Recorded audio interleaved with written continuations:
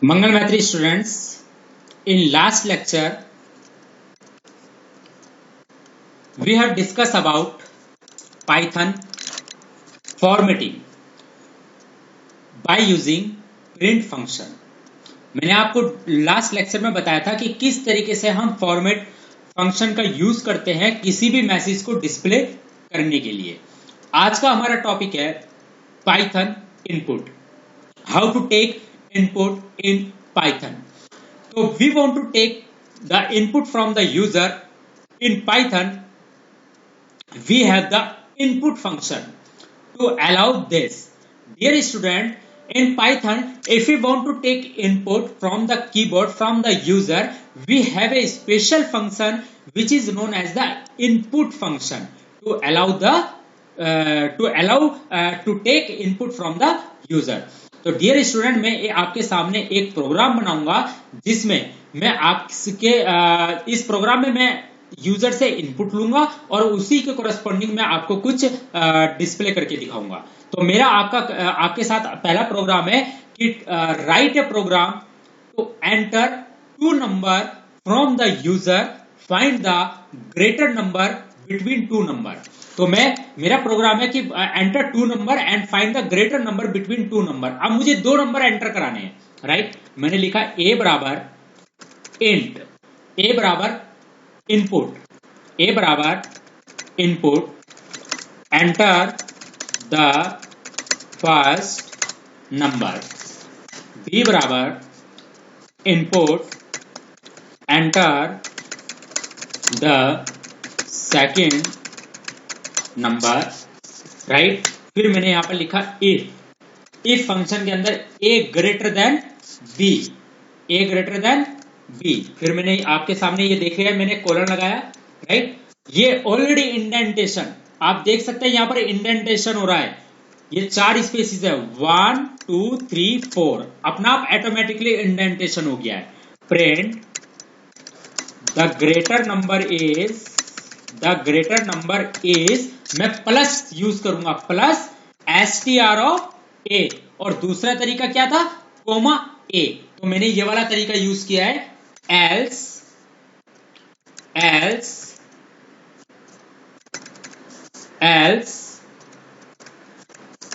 print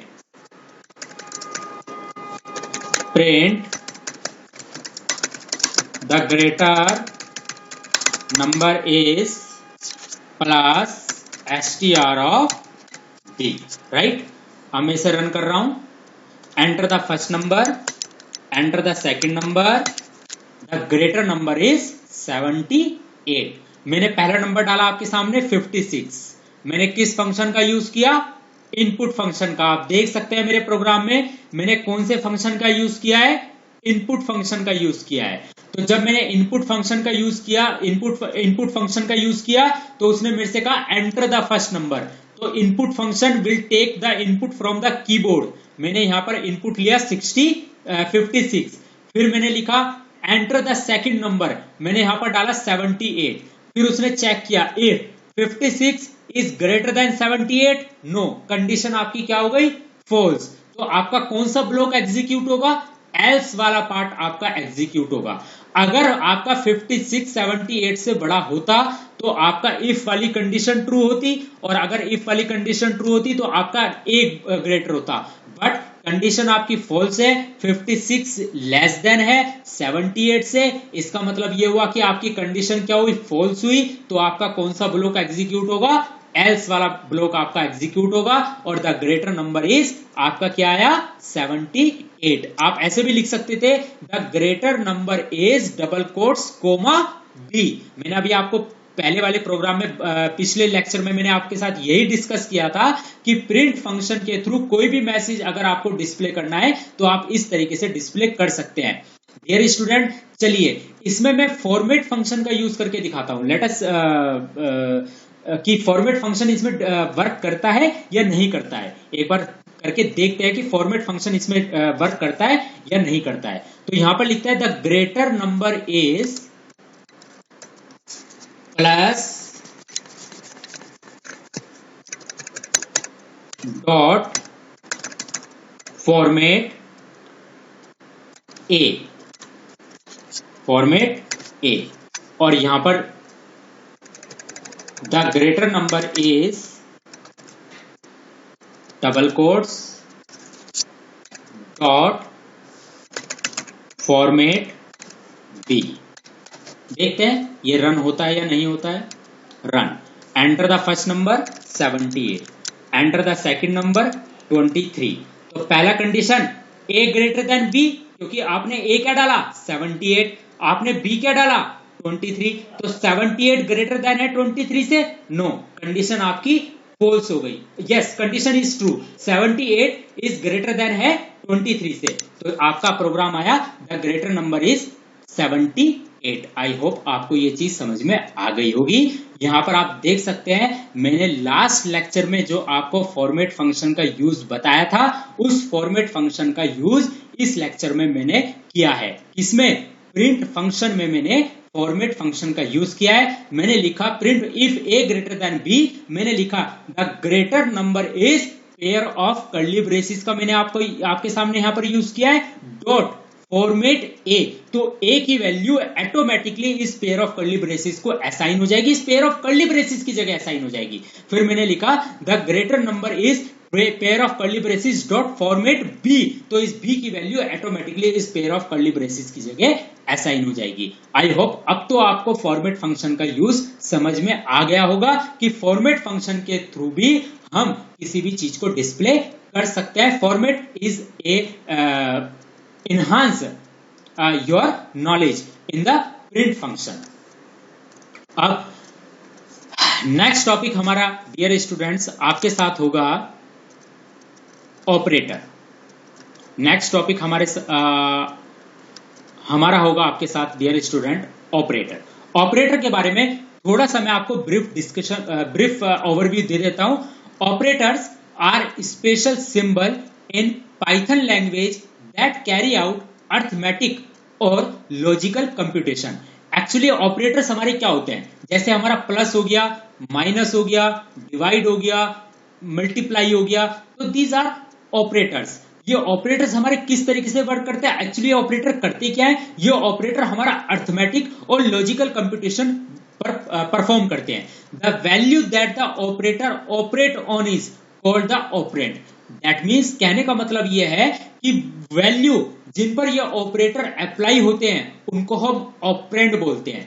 for example, जैसे मुझे दो नंबर का सम करना है, मान लीजिए मेरे पास दो नंबर है, एक है 3 एक है 4, मुझे इनका सम करना है, तो 3 + 4, तो प्लस मेरा क्या है ऑपरेटर, लेकिन ये ऑपरेटर किस पर ऑपरेट हो रहा है 3 पर और 4 पर।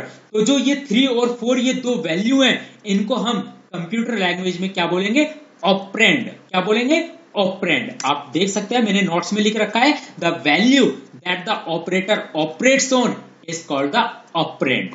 नाउ डियर स्टूडेंट, हमारे ऑपरेटर भी अलग अलग टाइप के होते हैं। तो ऑपरेटर के क्या क्या टाइप्स है आप देख सकते हैं। ऑपरेटर टाइप्स, पहला है आपका अर्थमेटिक ऑपरेटर, दूसरा है आपका कंपैरिजन और रिलेशनल ऑपरेटर। जैसे आप देख सकते हैं मैंने दो नंबर में ग्रेटर नंबर का यूज किया है, तो ग्रेटर नंबर के यूज के लिए मैंने इफ ब्लॉक के अंदर आप देख सकते हैं ये ग्रेटर का साइन बनाया है। तो ये आपका जो ऑपरेटर है ये कंपैरिजन ऑपरेटर है, मतलब रिलेशनल ऑपरेटर है। क्या है ये कंपैरिजन ऑपरेटर। आप देख सकते हैं मैंने दो नंबर में ग्रेटर नंबर का जब प्रोग्राम बनाया तो मैंने इफ के अंदर आप देख सकते हैं ए ग्रेटर देन बी, तो मैंने ग्रेटर सिंबल का यूज किया है। ये क्या कर रहा है ग्रेटर सिंबल, ये दो वैल्यू की कंपैरिजन कर रहा है, इसीलिए हम इसको कंपैरिजन और रिलेशनल ऑपरेटर भी बोलते हैं। तीसरा लॉजिकल और बुलियन ऑपरेटर, चौथा बिटवाइस ऑपरेटर, पांचवा असाइनमेंट ऑपरेटर और छठा स्पेशल ऑपरेटर्स। तो हमारे पास ऑपरेटर्स की भी कैटेगरी है जिसमें हम arithmetic operator, relational comparison operator, logical Boolean operator, bitwise operator, assignment operator और स्पेशल ऑपरेटर, ये ऑपरेटर की हमारे पास 6 टाइप की कैटेगरीज है, जिसमें हम ईच कैटेगरी को 1 बाय 1 आपके साथ डिस्कस करेंगे। तो हमारा जो नेक्स्ट लेक्चर होगा आपके साथ वो ऑपरेटर की कैटेगरी को हम डिस्क्राइब करेंगे अच्छी तरह से, हर ऑपरेटर की कैटेगरी को हम आपके साथ डिस्कस करेंगे। आज का जो मेरा लेक्चर था वो how to take input in Python, जिसमें हमने आपके साथ डिस्कस किया इनपुट फंक्शन का यूज किया है। डियर स्टूडेंट, मैं आपके सामने अभी एक प्रोग्राम बनाने जा रहा हूं, जिसमें प्रोग्राम मेरा यह है कि मुझे सिंपल इंटरेस्ट कैलकुलेट करना है। क्या कैलकुलेट करना है? Simple interest. अब देखिए, अगर मुझे सिंपल इंटरेस्ट कैलकुलेट करना है तो सिंपल इंटरेस्ट कैलकुलेट करने के लिए मेरे पास क्या होना चाहिए? प्रिंसिपल होना चाहिए, मेरे पास रेट होना चाहिए, मेरे पास टाइम होना चाहिए, तभी मैं सिंपल इंटरेस्ट कैलकुलेट कर सकता हूं। अब मुझे जो प्रिंसिपल, रेट और टाइम है वो किससे एंटर करवाना है? मुझे कीबोर्ड से ही एंटर करवाना है। तो मैं क्या लिखूंगा? P बराबर write input enter the principal amount, enter the principal amount. तो ये हो गया हमारा प्रिंसिपल। तो जो भी हम प्रिंसिपल अमाउंट एंटर कराएंगे वो किसको असाइन होगी? P को असाइन होगी। फिर R हमारा क्या है? Rate. Input enter the rate right. फिर मैंने इनपुट कराया टाइम, T बराबर input enter the time right. SI का मतलब सिंपल इंटरेस्ट बराबर P multiply R multiply T upon 100। तो मैंने यहां पर इसको लिखा राइट, मैंने अपॉन 100। तो आप देख सकते हैं मैंने यहां पर एक डिवीजन का साइन लगाया है। तो ये भी हमारा क्या है? एक ऑपरेटर है। ये कौन सा ऑपरेटर है? अर्थमेटिक ऑपरेटर है। कौन सा ऑपरेटर है? ये अर्थमेटिक ऑपरेटर है, क्योंकि ये क्या कर रहा है? अर्थमेटिक कैलकुलेशन कर रहा है। तो SI is equal to P asterisk R asterisk T upon division 100। और आप देख सकते हैं P, फिर मैंने मल्टीप्लाई ऑपरेटर का भी यूज किया है, एस्ट्रिक ऑपरेटर का यूज किया, जो यहां पर कौन सा ऑपरेटर है? मल्टीप्लाई ऑपरेटर है, मतलब अर्थमेटिक ऑपरेटर है राइट। तो SI is equal to P, फिर मैंने अर्थमेटिक ऑपरेटर का यूज किया R, फिर अर्थमेटिक ऑपरेटर का यूज किया T, फिर मैंने डिवीजन ऑपरेटर का यूज किया 100। अब मेरे पास SI कैलकुलेट हो गया है। अब मैं इस SI को डिस्प्ले करूंगा। मैं इस SI को किस फंक्शन का यूज करके डिस्प्ले करूंगा?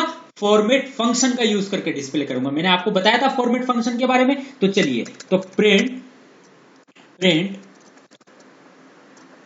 The value of SI is मैंने लिखा pair of curly braces dot format function का यूज करेंगे और यहां पर क्या पास करा देंगे? यहां पर पास करा देंगे डियर स्टूडेंट SI। तो SI की value automatically format function pair of curly braces को असाइन कर देगा। तो आपकी the value of SI is, जो भी आपकी SI की वैल्यू होगी वो यहां पर असाइन हो जाएगी। चलिए इसे रन करते हैं। इसने कहा प्रिंसिपल अमाउंट, मैंने कहा 2000 रुपए। फिर इसने कहा रेट, मैंने कहा 4%। फिर इसने मुझे कहा टाइम, मैंने कहा 2 साल। तो आपका यहां पर 1 minute SI is equal to P into R into T upon 100 can not multiply sequence by non int of type STR। Okay dear student, इसमें मैं आपके साथ एक चीज डिस्कस करना भूल गया हूं, वो चीज मैं अब आपके साथ डिस्कस कर रहा हूं। क्या चीज मैं आपको भूल गया बताना, इसके लिए मैं आपको अब बताने जा रहा हूं। देखिए, जब भी इनपुट फंक्शन जो होता है, इनपुट फंक्शन का जो रिटर्न टाइप होता है वो स्ट्रिंग होता है। इनपुट फंक्शन, जैसे मान लीजिए इसने कहा एंटर द प्रिंसिपल अमाउंट, इसने आपसे बोला एंटर द प्रिंसिपल अमाउंट। अब यहां से जो मैंने प्रिंसिपल अमाउंट मैंने जो एंटर करवाई है 2000, ये 2000 प्रिंसिपल अमाउंट जो मैंने एंटर कराई है, इस इनपुट फंक्शन ने इस 2000 को किस फॉर्म में रीड किया है? स्ट्रिंग की फॉर्म में रीड किया है। किस फॉर्म में रीड किया है? स्ट्रिंग की फॉर्म में रीड किया है। अगर आप इसे इंटीजर की फॉर्म में रीड करना चाहते हैं तो आपको इसको कन्वर्ट करना पड़ेगा बाय यूजिंग इंट फंक्शन। कैसे? अब आप देख सकते हैं यहां पर गलती पकड़ी गई। क्या गलती थी? इसने गलती ये दी कि can not multiply sequence by non int of type STR। वो मुझे ये कह रहा है डियर स्टूडेंट कि यहां पर जो ये P है, यहां पर जो ये R है, यहां पर जो ये T है, ये PRT मेरे स्ट्रिंग वैल्यू है और स्ट्रिंग पर आप मल्टीप्लाई ऑपरेटर कैसे अप्लाई कर सकते हो? क्योंकि अर्थमेटिक ऑपरेटर जो मल्टीप्लाई है वो नॉन इंट वैल्यू वैल्यू पर अप्लाई नहीं हो सकता। मैं आपको दोबारा बता रहा हूं कि जो ये इनपुट फंक्शन है, ये इनपुट फंक्शन के थ्रू जब भी आप कीबोर्ड से वैल्यू लेंगे, अगर आप कीबोर्ड से इंटीजर वैल्यू ले रहे हैं लेकिन इनपुट फंक्शन उसको स्ट्रिंग की फॉर्म में रीड करता है, किस फॉर्म में रीड करता है? स्ट्रिंग की फॉर्म में रीड करता है। अगर आप उसको इंटीजर की फॉर्म में रीड करना चाहते हैं तो आपको उसको कन्वर्ट करना पड़ेगा, किसमें? इंटीजर में। तो इसी प्रोग्राम को मैं अब आपके साथ दोबारा बना रहा हूं, इसी प्रोग्राम में को मैं दोबारा बना रहा हूं। कैसे बना रहा हूं? देखिए, p इज इक्वल टू, या मैं उसी ऊपर वाले प्रोग्राम में मॉडिफिकेशन कर देता हूं। जो मेरा ये ऊपर वाला प्रोग्राम है इसी में मैं आपके सामने मॉडिफिकेशन कर रहा हूं, आप एक बार इसको देख लीजिएगा। ये इनपुट वाला फंक्शन है। इस इनपुट वाले फंक्शन ने जो भी हमने कीबोर्ड से वैल्यू एंटर करवाई उसको किस फॉर्म में रीड किया? स्ट्रिंग की फॉर्म में रीड किया। लेकिन आपको इसे किस फॉर्म में चाहिए? इंटीजर की फॉर्म में चाहिए। तो आपको इसको कन्वर्ट करना पड़ेगा किसमें? इंटीजर की फॉर्म में। तो आपने लिखा p is equal to input, यहां आपने इसको इंटीजर की फॉर्म में रीड किया। अब आपको एक और बंद करना पड़ेगा। फिर सिमिलरली यहां पर आपको इसको कन्वर्ट करना पड़ेगा किसमें? इंटीजर की फॉर्म में कन्वर्ट करना पड़ेगा। फिर दोबारा से सॉरी, ये वाला प्रोग्राम था आपका, ये वाला प्रोग्राम था, आपने यहां पर लिखा इंटीजर, तो आपको किस में कन्वर्ट करना पड़ेगा? आपको इंटीजर में। तो आपको यहां पर इंटीजर में कन्वर्ट करना पड़ेगा इसको। फिर दोबारा से यहां पर आपको इसे किस में कन्वर्ट करना पड़ेगा? इंटीजर में, राइट। फिर दोबारा से आपको इसे किस में कन्वर्ट करना पड़ेगा? इंटीजर में। अब डियर स्टूडेंट, अब इसे रन करते हैं। अब जब हम इसे रन करेंगे, इसने कहा एंटर द प्रिंसिपल अमाउंट, मैंने डाला 2000। फिर इसने कहा एंटर द रेट, मैंने डाला 4%। एंटर द टाइम, मैंने डाला 2 साल। अब आप देख सकते हैं जो आपका SI आया है वो कितना आया? 160 रुपए। आप मैथमेटिकली कैलकुलेट करके भी देख सकते हैं, आपका 160 रुपए ही आएगा। तो डियर स्टूडेंट, यहां पर इस इनपुट वाले फंक्शन में मैंने आपके साथ 2 चीजें सीखी हैं। क्या? कि इनपुट फंक्शन का यूज क्या होता है? इनपुट फंक्शन का यूज कीबोर्ड से वैल्यू को इनपुट लेने के लिए होता है। नंबर 2 चीज मैंने क्या सीखी? कि इनपुट फंक्शन जब भी कीबोर्ड से कोई वैल्यू रीड करता है तो वो किस फॉर्म में रीड करता है? स्ट्रिंग की फॉर्म में रीड करता है। अगर आप उस वैल्यू पर कोई भी ऑपरेटर अप्लाई करते हैं, कोई भी अर्थमेटिक ऑपरेटर अप्लाई करते हैं, तो उसके लिए आपको वो वैल्यू आपके उसी रिक्वायर्ड फॉर्मेट में चाहिए। जैसे मैंने लिखा input enter the first number, sorry, input enter the principal amount. अब प्रिंसिपल अमाउंट और रेट और टाइम, ये तीनों के तीनों जब मैं SI निकालूंगा तो SI निकालने के लिए इनका क्या होना जरूरी है? इनका होना जरूरी है न्यूमेरिक। क्या होना जरूरी है? इनका न्यूमेरिक होना जरूरी है। तभी मैं इन पर अर्थमेटिक ऑपरेटर अप्लाई कर सकता हूं। अगर ये न्यूमेरिक नहीं है तो मैं इन पर अर्थमेटिक ऑपरेटर अप्लाई नहीं कर सकता। तो जैसा कि मैंने आपको बताया ऊपर वाले प्रोग्राम में कि इनपुट वाला फंक्शन कीबोर्ड से जो भी वैल्यू रीड करेगा वो स्ट्रिंग की फॉर्म में रीड करेगा। आपने इंट फंक्शन का यूज करके उसको किस में कन्वर्ट कर दिया? इंटीजर में कन्वर्ट कर दिया। अब p के पास जो वैल्यू आई है वो कौन सी वैल्यू आई है? आई तो आपके पास वही है जो आपने कीबोर्ड से रीड करी है, लेकिन वो किस फॉर्म में आई है? इंटीजर की फॉर्म में आई है। जब आप इनपुट फंक्शन का यूज कर रहे थे तो वो किस फॉर्म में आ रही थी? स्ट्रिंग की फॉर्म में आ रही थी। सिमिलरली जब आपने रेट निकाला तो जब आपने इनपुट वाले फंक्शन का यूज कर रहे थे तो आर के पास वैल्यू आ रही थी, तो आर के पास वैल्यू तो वही आ रही थी जो आप कीबोर्ड से रीड कर रहे थे। आपको लग रहा था वो इंटीजर है, बट वो किस फॉर्म में थी? स्ट्रिंग की फॉर्म में थी। आपने उसको इंट का यूज करके किस में कन्वर्ट कर दिया? इंटीजर में कन्वर्ट कर दिया। सिमिलरली टाइम, जब आप इनपुट करा रहे थे यहां से, आप इनपुट तो इंटीजर वैल्यू करा रहे थे, लेकिन इनपुट फंक्शन उसको किस फॉर्म में रीड कर रहा था? स्ट्रिंग की फॉर्म में रीड कर रहा था। इंट ने उसको किस में कन्वर्ट कर दिया? इंटीजर में कन्वर्ट कर दिया, और फिर आपने उसका SI कैलकुलेट कर लिया। तो keep remember in this lecture one important point, that input function takes a input from the user but it reads the input in the string form and you have to convert it into appropriate data type to use further in the program. Thank you very much. Have a nice day.